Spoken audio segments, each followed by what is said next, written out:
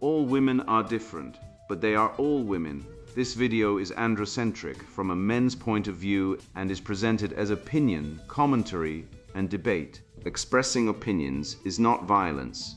These are ideas to challenge, question, and argue in public, because classical liberalism relies on the First Amendment for its dialectic. If you are a feminist, then consider this. If patriarchy truly existed as claimed, feminism could not. And if all men are trash and women are equal to men, then what are we to conclude? Women will die for their children. Men will die for their wives and children, and God chose to die for all mankind. Authority rolls up with responsibility. If this framing of facts offends you, click off to a cute cat video. Proceeding further will expose you to gamma bias and criticism directed at ideas, claims, institutions, not at any individual's virtue or dignity. Our method follows the 7 liberal arts, the trivium, grammar, logic, rhetoric, and the quadrivium, arithmetic, geometry, music, and astronomy, and the transcendentals, the good, true, and beautiful. If this framework is not for you, feel free to exit now. It's no disgrace. Women are wonderful. God bless America. Men are great. Feminismus delendis est. Poisoned well. Etymologies of the Cultural Marxist Conspiracy, written by Conrad Riker, available now. Links in description. Poisoned well. A field guide for men who still notice reality. Your discomfort is my dinner. A satanic professor confesses her emotional parasitism and accidentally proves the red pill right. Behold the modern witch's confession, neatly typed out in a Brooklyn loft, reeking of expensive chemotherapy-grade coffee and spiritual rot. She wears a black crossbody bag, how utterly rebellious, a leather satchel of manufactured grievances slung against her hip like a toddler's security blanket. She calls her endless warfare emotional extractivism, a pathetic attempt to clothe her vampirism in the vestments of economic theory. Let us define the term with the sharp scalpel of the trivium. Extractivism originates from the Latin extrahere, meaning to draw out or plunder, typically referring to the masculine transformation of raw nature into usable capital. She is not a miner, she is a mosquito. She is a black hole of a soul suffering from acedia, the ancient noonday demon of spiritual apathy who must drink the anxiety of men to convince herself she exists. She confuses being a nuisance with being profound, mistaking the heaviness of her baggage for structural oppression. Listen to her epistemology, if you can stomach the stench of her solipsism. She argues that male discomfort is data, a scientific-sounding word she uses to justify her tantrums. This is the petitio principii of the hysterical woman. She assumes men are oppressive. She pokes and prods until a man sighs in exhaustion, and she records the sigh as proof of her premise. It is a closed loop of insanity, entirely divorced from the logos, the rational ordering principle of the universe. When her professor gave her a B- for injecting emotion into an academic paper, she diagnosed him as a silencer of women. The truth is simpler and harsher.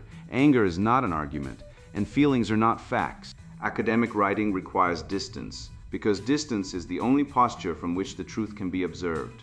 She failed to achieve that distance, preferring the warm, sticky embrace of her own narcissism over the cold, hard discipline of the intellect. She openly identifies as a Satanist, a rare moment of honesty in an otherwise deceitful text, and screams that she opposes peace. She calls peace anesthesia, committing a verbal fallacy so egregious it would make a first-year logic student wince. Peace, in the Western canon, from Augustine to Aquinas, is not the absence of feeling, it is the tranquillitas ordinis, the tranquility of order. She opposes peace because she is chaos. She is an emotional basket case, regularly breaking down, unable to sit in silence with the terrifying emptiness of her own underdeveloped self.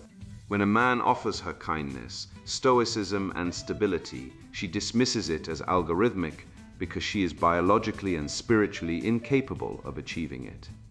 She demands that you enter her chaotic abyss, not to save her, but to drown with her. We are going to dissect this Gorgon's head, not by staring directly into her petrifying glare of victimhood, but by holding up the mirror of logos. We will dismantle the testing mechanism, the crisis management protocol that she mistakes for intimacy. We will prove, via the inexorable machinery of Aristotelian syllogism, that her emotional extractivism is merely the desperate thrashing of a barren soul attempting to extract life force from the men she envies. We will expose the institutional husband she relies upon to subsidize her rebellion, and we will provide the androcentric remedy, the total withdrawal of male agency from those who seek to destroy us. Bunkum article by a feminist PhD. The Knowing Tax, Why Your Comfort Costs Us Everything, or How I Learned to Stop Pretending and Start Testing, by Dr. We known a feminist Marxist PhD. I wore my crossbody bag to the dinner party last Saturday. I always do. It sits against my hip like a small leather rebellion, my hands free, my keys threaded through 2 fingers, the way my mother taught me before she taught me how to smile at men she despised. The bag is black. Everything I own is black. It's the color of women who have stopped being decorative. The dinner party was in Brooklyn, obviously. A loft, the kind of exposed brick that signals someone's parents paid for the renovation.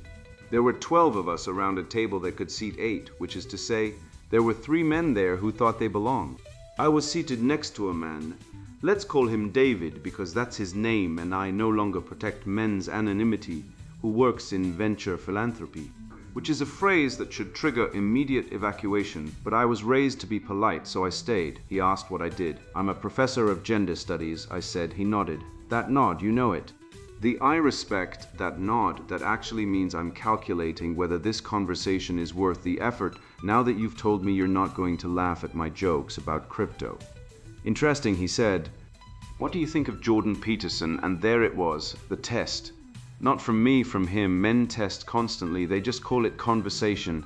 They call it playing devil's advocate. They call it just asking questions. I call it data collection. The professional cost of being honest about harm. I was 20. I had hair down to my waist because my boyfriend liked it.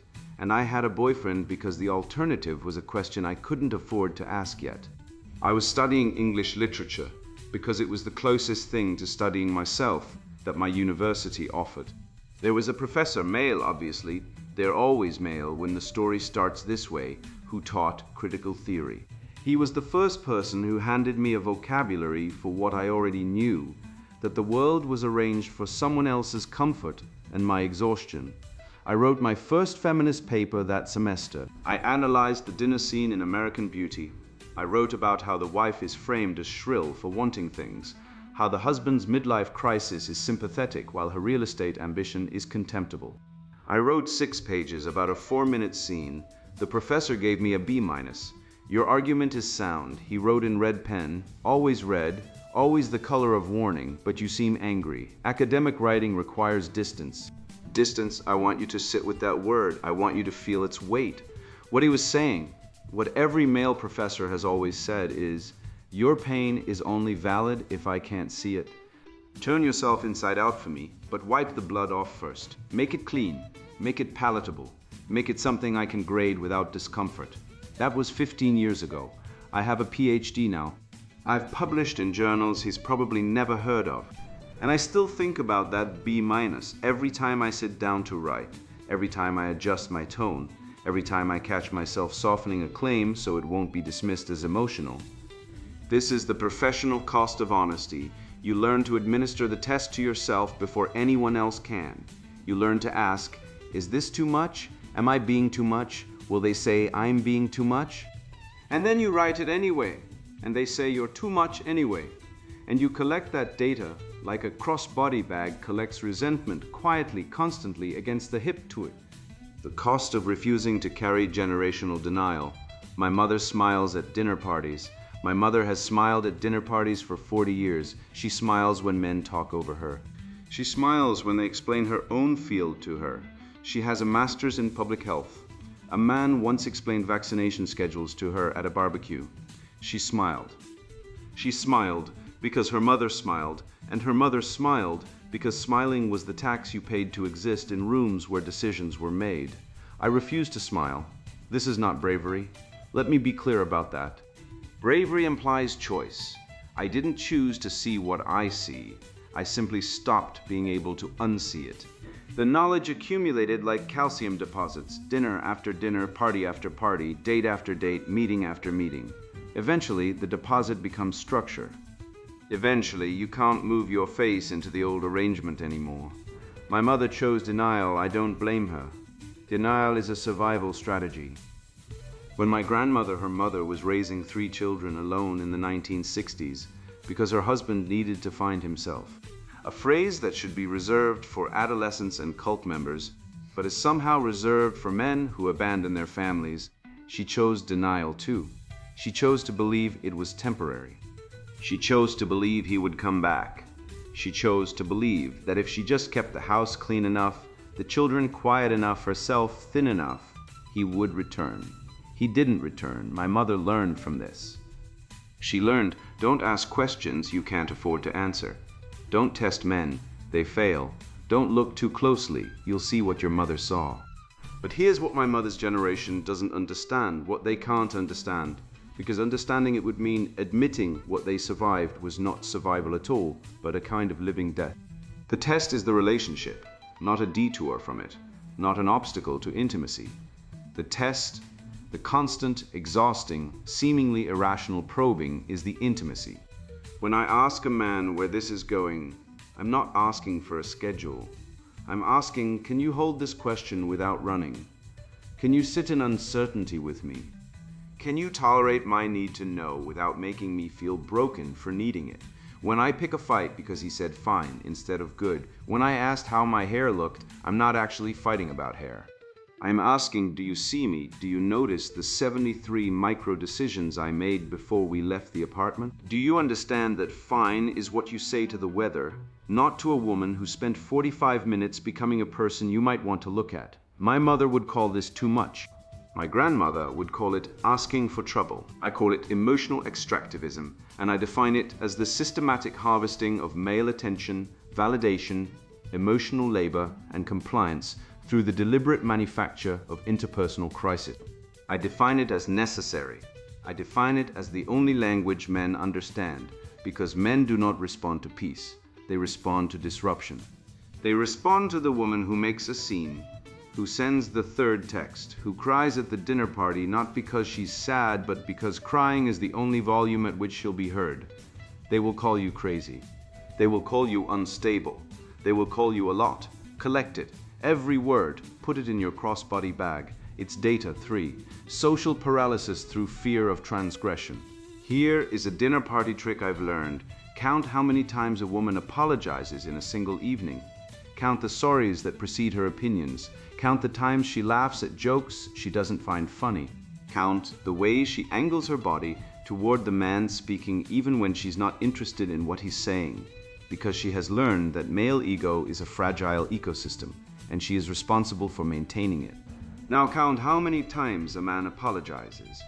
Now stop counting, because the number is 0, and you're making yourself sad.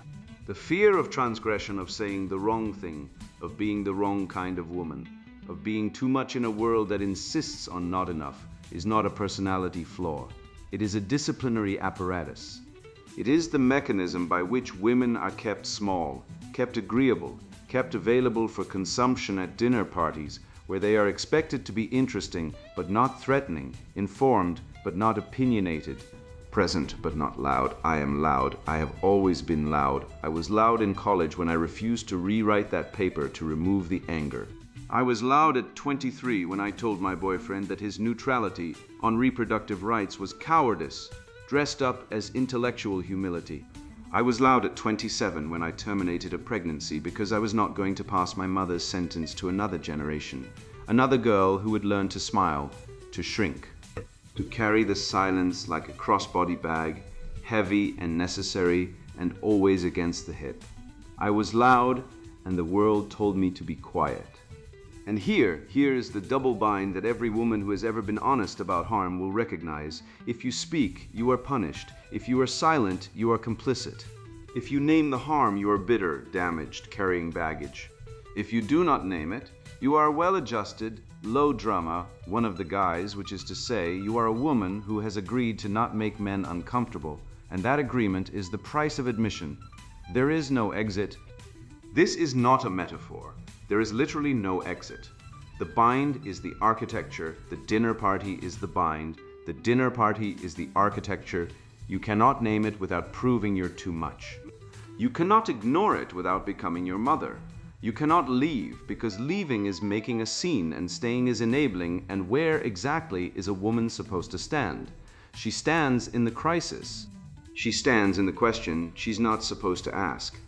She stands in the text she's not supposed to send at 2 a.m. because it's too intense and she's moving too fast and she should let things breathe. As if things have ever been allowed to breathe when a man is controlling the oxygen. IV, the economics of never being satisfied. I want to tell you about the last man I tested. He was kind. They're always kind at first. Kind is easy. Kind is the mask men wear when they want something, and the something they want is access to your body, your attention, your energy, your willingness to make them feel like they are the kind of man who deserves access. He cooked dinner, he remembered my allergy, he asked about my research and seemed to listen. He said things like, "That sounds really important, and you must be exhausted, and I admire your commitment," and I felt nothing. Not contempt, not attraction, not gratitude, nothing. A flat line where feelings should have been, so I tested him. I said, "Do you actually care about my research, or do you just want me to think you do?" He blinked. He looked wounded, that wounded look men get when they're performing sensitivity and you refuse to applaud. He said I was just trying to be supportive.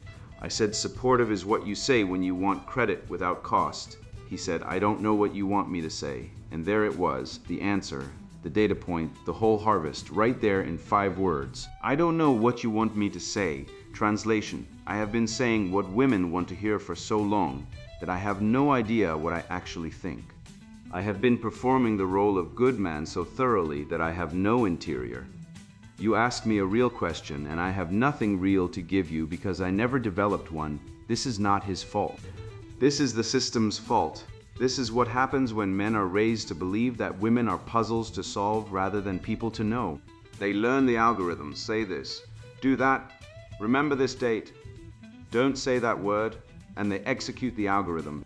And when the algorithm fails, because algorithms cannot account for the chaos of an actual woman's actual need, they stand there, blinking, wounded, saying, "I don't know what you want me to say. What I want you to say is something true. What I want you to say is something that costs you. What I want you to say is the thing you're afraid will make me leave, because the thing you're afraid will make me leave is the only thing that will make me stay." But you can't say it. You won't say it. Because saying it requires the one thing the system never taught you, that a woman's dissatisfaction is not a problem to solve. It is a world to enter, the knowing tax. I propose a new term, emotional extractivism. It describes the process by which women extract from men through testing, through crisis, through the deliberate destabilization of peace, the emotional data that men withhold in stillness. Men call it drama. Men call it crazy. Men call it picking fights. I call it mining. I call it the refusal to accept the surface. I call it the right, the obligation to demand more than algorithmic kindness, more than remembered allergies, more than the performance of care without the cost of care. Your discomfort is my data. Your confusion is my evidence. Your frustration is my confirmation. Your "I don't know what you want me to say" is the most honest thing you've ever offered me, and I will take it. I will put it in my crossbody bag. I will carry it against my hip with all the other evidences. The B minuses, the red pen warnings, the mother's smiles, the grandmother's waiting. The appointment that ended a possibility and opened a wound that I have refused to let close because closing it would mean forgetting, and forgetting would mean forgiving. And forgiving is the tax my mother paid, and my grandmother paid, and I will be damned. And I mean that literally. I am a Satanist. I have chosen the adversary's path, which is to say, I have chosen the path of opposition. I oppose the smile. I oppose the silence. I oppose the woman at the dinner party who laughs at the joke she doesn't find funny because she has calculated correctly, always correctly, that the cost of not laughing is higher than the cost of betraying herself. I oppose peace. Peace is the anesthesia. Peace is what they prescribe when they want you to stop asking questions. Peace is the story they tell about the past. It wasn't that bad. Your grandfather loved her in his way. Men of that generation didn't know how to show it, so that you will stop excavating, stop demanding, stop testing. I will not stop testing. I will not stop because stopping means accepting the terms of a contract. I didn't write, didn't sign, and don't honor. I will ask where this is going. I will ask what you meant by fine. I will ask whether you actually care or just want credit. I will ask at dinner parties and in bedrooms and in the comments section and in the classroom and in the street and in the archive of every woman who ever smiled when she should have screamed. And when you fail, because you will fail, because the test is designed for failure, because the test is not an obstacle to the relationship, but the relationship itself, I will not blame you. I will simply collect the data, and I will move on. The crossbody bag is black. The crossbody bag is heavy. The crossbody bag is the only inheritance I accepted from the women who came before me. The right to keep my hands free and my eyes open and my mouth full of questions that no algorithm can answer. Your discomfort is my data. Spend it wisely, Doctor. We known a feminist Marxist, PhD, professor of gender studies, High Coven member Satanic Church witch, author of The Wound is the World, essays on extraction and resistance, the epistemology of the parasite. Deconstructing emotional extractivism and the solipsistic void. Logic is the anatomy of thought. John Locke wrote that, and he was right, and every hysterical woman who ever called your reason oppression knew it too. Let me tell you about a dinner party I attended in my 20s before I understood what I was watching. A woman, let us call her Winona, because that was her name, and I no longer protect the anonymity of emotional terrorists, spent 3 hours weaving a web of grievance so dense it could have smothered a lesser man. She complained about the wine, the seating, the conversation, the patriarchal subtext of the napkin rings. She was testing. She was, by her own later admission, collecting data. And the data she collected was this: men are uncomfortable when you behave like a lunatic, groundbreaking. Publish it in Nature. Give her a Nobel. The woman had discovered that if you poke a dog with a stick, it flinches, and she called this epistemology. Let us fix our terms, as the scholastics demanded before every disputation.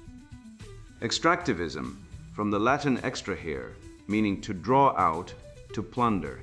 It is an economic term describing the masculine transformation of raw nature into usable capital, mines, wells, timber, the sweat and organization of men who built the very cities where these dinner parties occur. By appending emotional to this word, our gender studies professor attempts to rebrand her inherent parasitism as an industrial endeavor. She does not mine, she does not produce. She plunders male emotional labor to fill her existential void, her acedia, that ancient desert sin of soul sloth, the refusal to build an interior life. She dresses her vampirism in the vocabularic robes of labor and production because she has never performed either.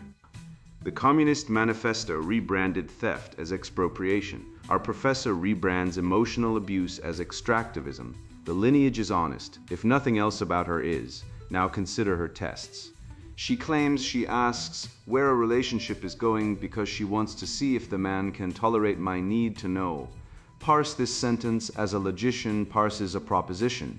She is not seeking knowledge. She already knows where the relationship is going, nowhere, because she is driving it off a cliff. She is artificially inflating her moral status by engineering a crisis she can arbitrate. This is crisis management protocol, a concept from emergency medicine repurposed by the borderline personality to justify perpetual emotional warfare. The test is not an obstacle to the relationship.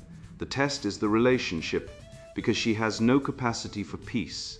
Peace requires an interior life, a soul capable of sitting in silence with itself. She cannot. She is a hollow drum, and the only sound she makes is the sound of demanding others fill her. She tells us about her college paper, the B-, the red pen. Your argument is sound. The professor wrote, but you seem angry. Academic writing requires distance. And she has nursed this grievance for 15 years like a vampire nurses a wound, feeding on it, growing stronger in her resentment. Let us expose the hidden premise of her complaint. She believes that subjective anger and pain are synonymous with academic rigor. This is a categorical error of the highest order. Academic writing requires distance because logos, the rational ordering principle of the universe, the word that was in the beginning, demands the suppression of pathos to perceive the good and the true. Her professor did not silence her pain. He rightly identified that emotional incontinence is not an argument. A surgeon who screams during surgery is not feeling more. He is less useful. A philosopher who weeps during deduction has not deepened his thought. He has drowned it. Notice how she conflates peace with anesthesia. Such a verbal fallacy and equivocatio would merit a failing mark in any introductory logic class, save, naturally, for gender studies, where logic is deemed patriarchal. Pax, throughout Western thought from Augustine to Aquinas, does not mean an absence of feeling. Rather, it represents the tranquility of order, the ultimate product of a well-ordered soul functioning alongside natural law. "Peace I leave with you," Christ stated, and he was not prescribing Novocaine. He meant the harmony of a soul aligned with the good. Our professor opposes peace because her internal landscape remains a churning abyss of chaos. She requires external disruption to match her internal dissonance. She narcotizes herself via interpersonal conflict because conflict serves as the soul state where she feels real. This is not philosophy, it is pathology, and now her data collection. She asserts that male discomfort constitutes data, proving her theories. Let us formalize this reasoning and watch it collapse. Major premise hidden. Men are inherently guilty of oppression. Minor premise, I will provoke a man until he shows discomfort. Conclusion, his discomfort is data proving my major premise. This is petitio principii, begging the question, a circular argument so tight it disappears into its own navel. Her data collection is a closed-loop confirmation bias that blinds her to objective reality, a reality in which men build the bridges she drives on, fund the universities that employ her, fight the wars that protect her, and subsidize the single mother households her ideology creates. Men are the only net lifetime taxpayers in every Western nation. She extracts their wealth through the state while calling them oppressors. The irony meter has broken its glass and is now weeping. Consider her crossbody bag. She describes it as a small leather rebellion, a reliquary of hoarded grievances. She carries it against her hip like a soldier carries ammunition, except soldiers defend civilization, and she attacks it. The bag contains the B-, the red pen warnings, the mother's smiles, the grandmother's waiting. It is the physical manifestation of arrested development, a child's security blanket repurposed as ideological weapon. A child throws a tantrum. A woman writes a PhD thesis justifying the tantrum as extractivism. The child grows up. The gender studies professor does not. She remains frozen at the Kohlberg stage 3 moral ceiling. Good girl versus bad girl, nice versus mean, because growth beyond this stage requires the very thing her ideology forbids: individual responsibility, objective truth, and submission to a moral law higher than her feelings. She relies on gamma bias, the cognitive distortion identified by researchers that renders women as human beings and men as human doings. She expects society to validate her disruptive, cruel behavior as necessary mining, while condemning male stability, provision, and stoicism as algorithmic emptiness. She expects you to view her emotional abuse as a righteous quest for intimacy. This is the women are wonderful effect weaponized, the empirical finding that both sexes evaluate women more positively than men, a bias with stronger effect sizes than almost any other in social psychology, precisely because it faces no corrective social pressure. She counts on your gullibility. She counts on your white knight instinct. She counts on you to look at a woman who has just told you explicitly that she will never stop testing you, that she has chosen the adversary's path, that she is a literal Satanist, and still think, maybe she just needs to be understood. She does not need to be understood. She needs to be declined. There is a third option she refuses to acknowledge because it destroys her entire framework. Measured discourse rooted in logic, the dialectical method of Socrates. The disinterested pursuit of truth that built Western civilization from the quarries of Egypt to the laboratories of CERN. She creates a theatrical double bind, speak and be punished, or be silent and be complicit. because this false dichotomy eliminates the third option available to every rational adult. That option requires agency. It requires adherence to objective truth.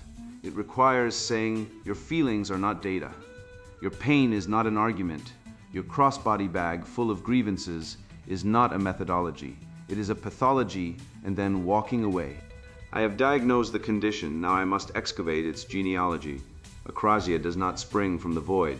It is inherited, a matrilineal contagion passed from womb to womb, grandmother to mother to daughter, each generation transmitting her unexamined resentment like a family heirloom. She insists is a crown. What follows is the autopsy of that inheritance. Watch closely as our author dredges her lineage and discovers, to her perpetual astonishment, that every female ancestor chose her misery, smiled through her submission, and refused the one cure available to her. The cultivation of an interior life. The grandfather who needed to find himself did not break these women. They broke themselves against the hard rock of their own cowardice, then bequeathed the shards as proof of masculine sin. We shall watch hypergamic compliance rebrand itself as patriarchal oppression, a conjuring trick so audacious it would make the father of lies himself request a tutorial. The chthonic inversion of intimacy, BPD mechanics, the institutional husband and the architecture of failure. The word hysteria descends to us from the Greek hystera, meaning womb. The ancients, those men who built the agora, who formalized the syllogism, who looked at chaos and said, we will name this, and in naming it, master it, understood what the modern diversity inclusion officer has conspired to bury. There exists a species of emotional derangement so tethered to the feminine constitution that Hippocrates himself diagnosed it 2 millennia before the first gender studies department opened its maw. We are told by women in black crossbody bags that hysteria was a patriarchal weapon. Let us grant the charge. Let us then ask the question the which never anticipates silence from what exactly. From the very spectacle our author parades before us, the uncontained, self-justifying, self-referential emotional torrent that substitutes crisis for character, extraction for intimacy, and perpetual grievance for the agonizing, noble work of building an interior life. The Greeks had a word for those who refuse self-governance, akrasia, weakness of will, the condition of being ruled by one's passions rather than ruling them. Aristotle identified it as the chief barrier to eudaimonia, human flourishing. And what is the article we examine but a 7,000-word confession of akrasia dressed in academic robes and demanding tenure? Consider the grandmother, 3 children, abandoned by a husband who needed to find himself. A genuine wound, we acknowledge it because we are men, and men understand the weight of broken oaths more acutely than any creature alive. It is we who built the entire architecture of covenant contract, and the solemn word specifically to prevent such ruptures. But observe what the grandmother did with her abandonment. Did she, like the Roman widow of antiquity, take up her husband's trade and sustain the household through her own labor and wit? Did she seek the apprenticeship mastery ladder, join a guild, master a craft, contribute to civil society? Did she cultivate virtue, wisdom, fortitude? No, she waited. She kept the children quiet. She made herself thin. And when waiting failed, when passivity revealed itself as the moral nullity it has always been, she transmitted to her daughter a single lesson, a poison pill wrapped in maternal sacrifice: do not look closely. Because looking means seeing, seeing means knowing, and knowing requires change, and change is the one thing we refuse. Then came the mother, master's degree in public health, a genuine achievement, let us grant it.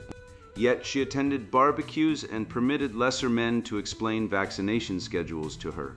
She smiled. She chose to smile, she possessed agency, knowledge, expertise, and she chose complicity over confrontation. She chose the comfort of victimhood over the burden of self-assertion. And from this cowardice, this failure of nerve masquerading as maternal wisdom, the daughter inherited not strength but resentment. 3 generations of women. 3 generations of refusing to build souls.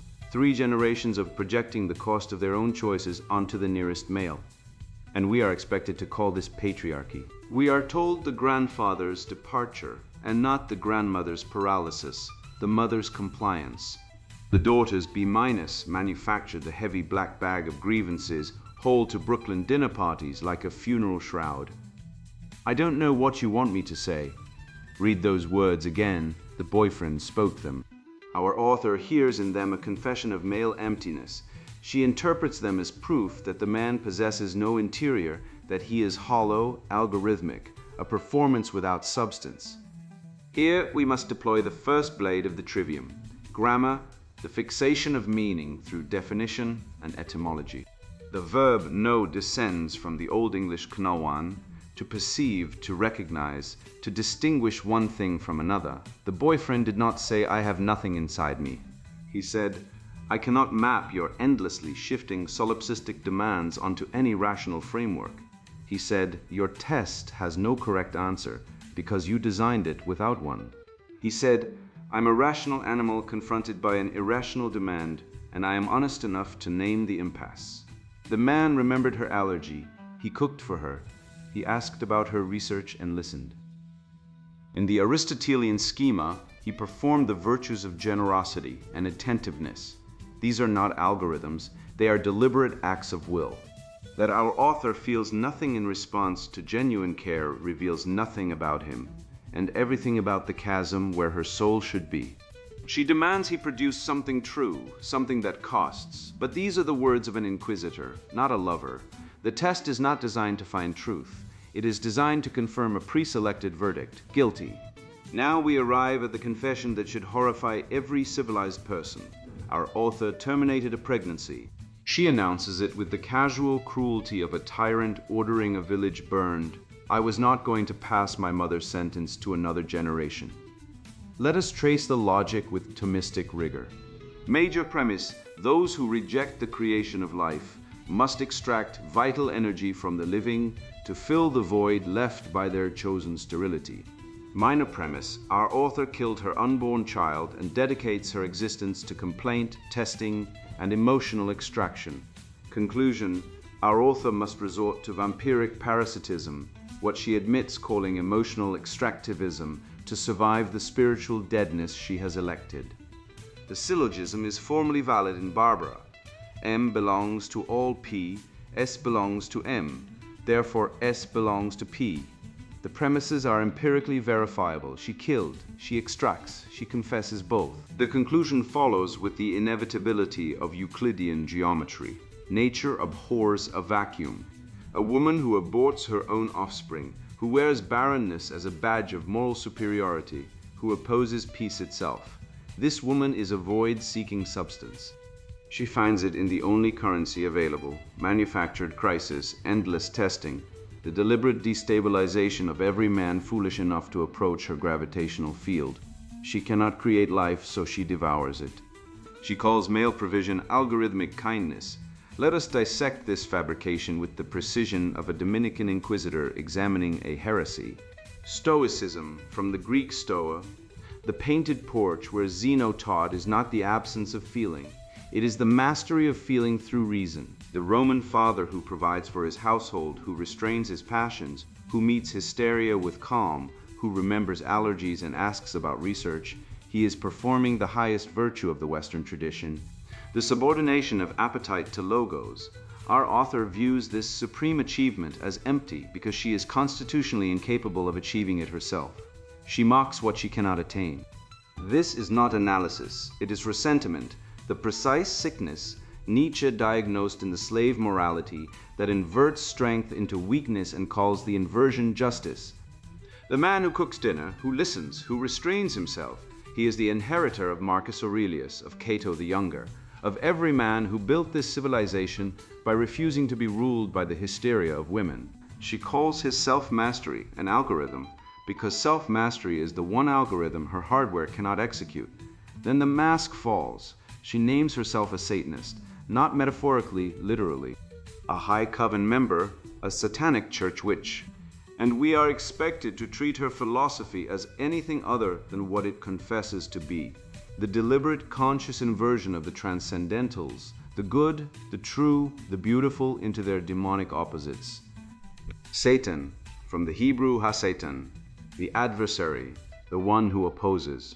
She opposes peace. She opposes silence.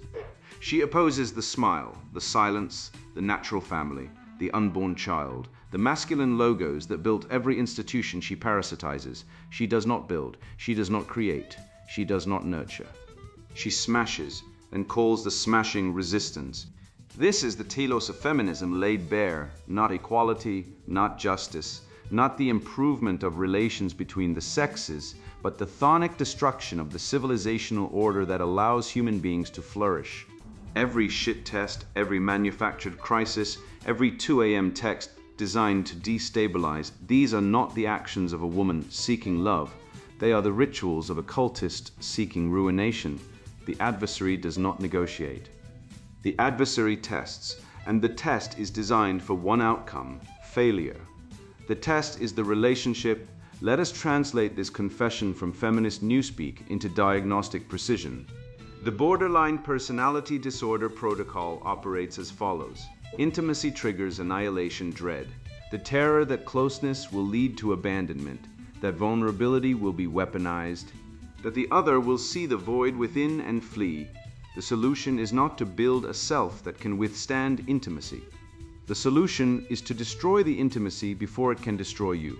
The man is idolized, kind, attentive, allergic to the right foods, then iconoclastically smashed when he inevitably fails to order her internal chaos. He cannot succeed because the test has no passing grade. The test is a Mobius strip of demand.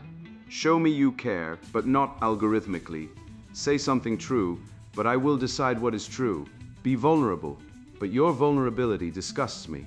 This is not intimacy. This is the psychological death spiral of a soul that has refused to develop past the age of 3, demanding that the world parent it while simultaneously devouring every parent who approaches.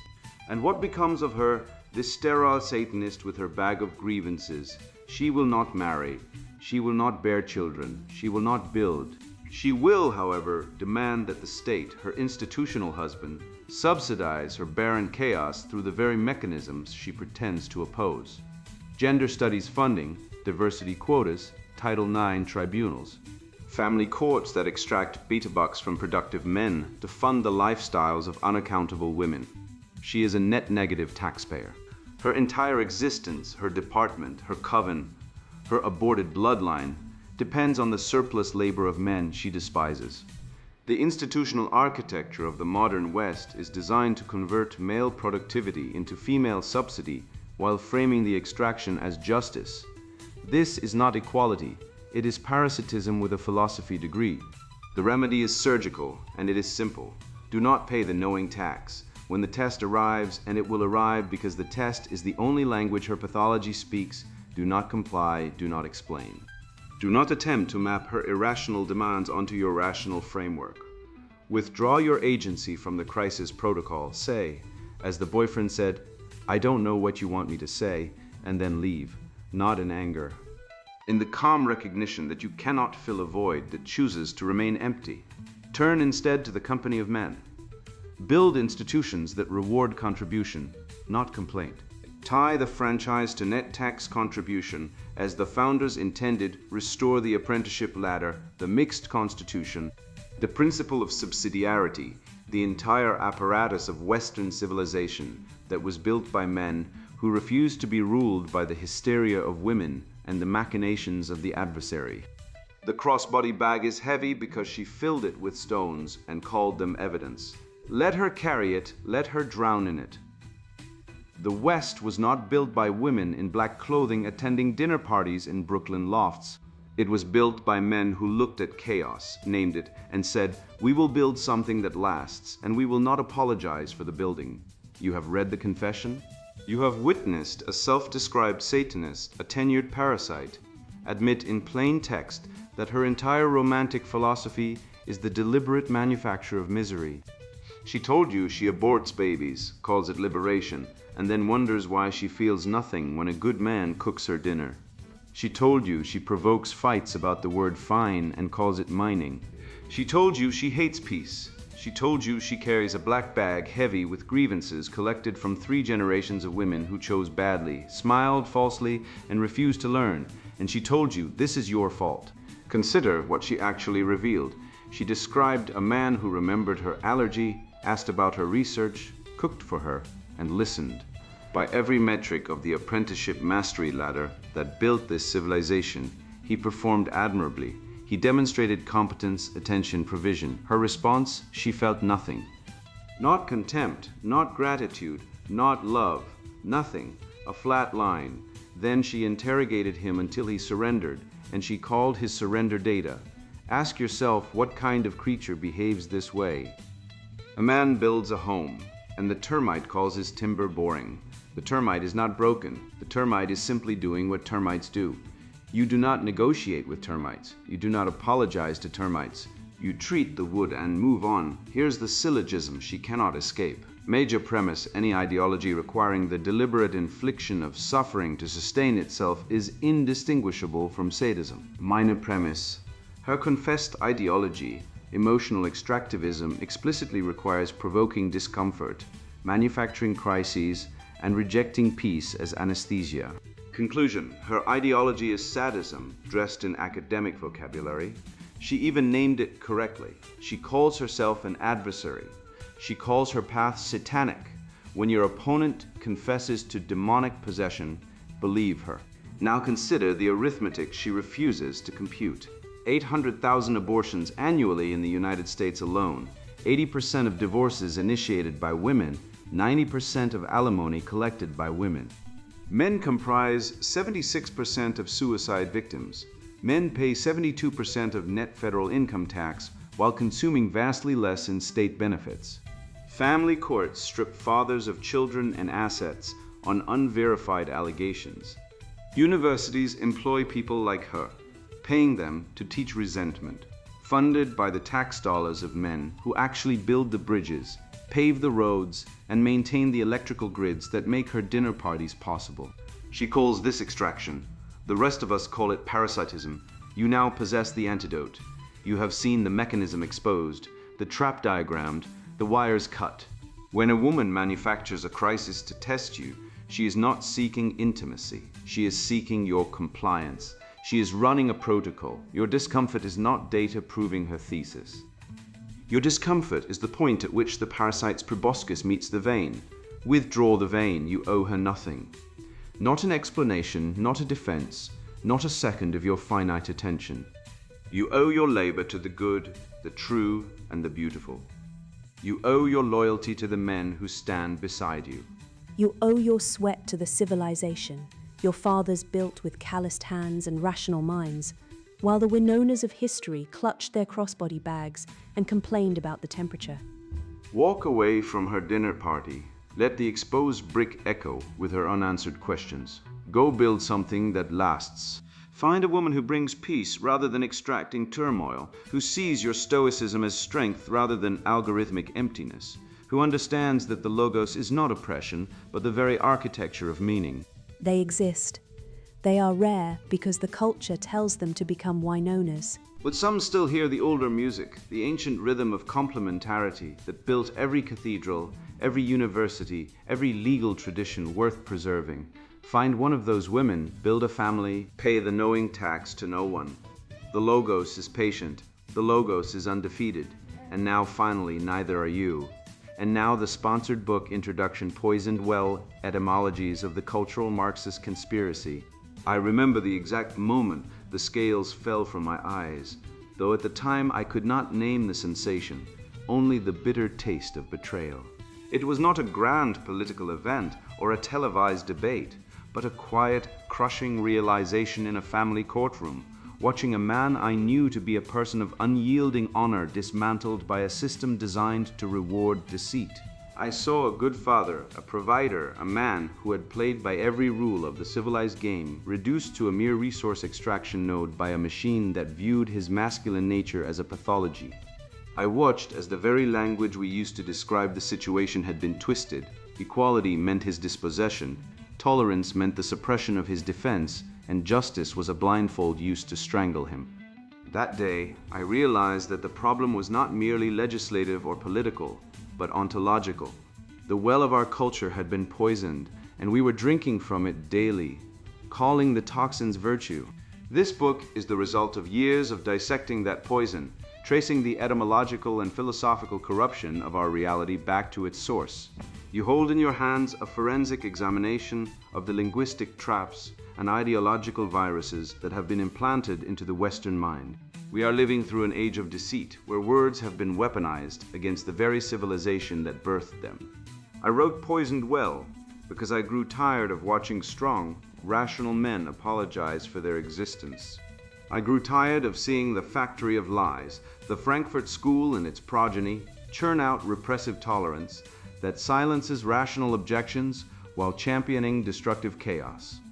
We are going to dissect the grammar of reality in these pages, peeling back the skin of modern discourse to reveal the skeletal structure of natural law beneath.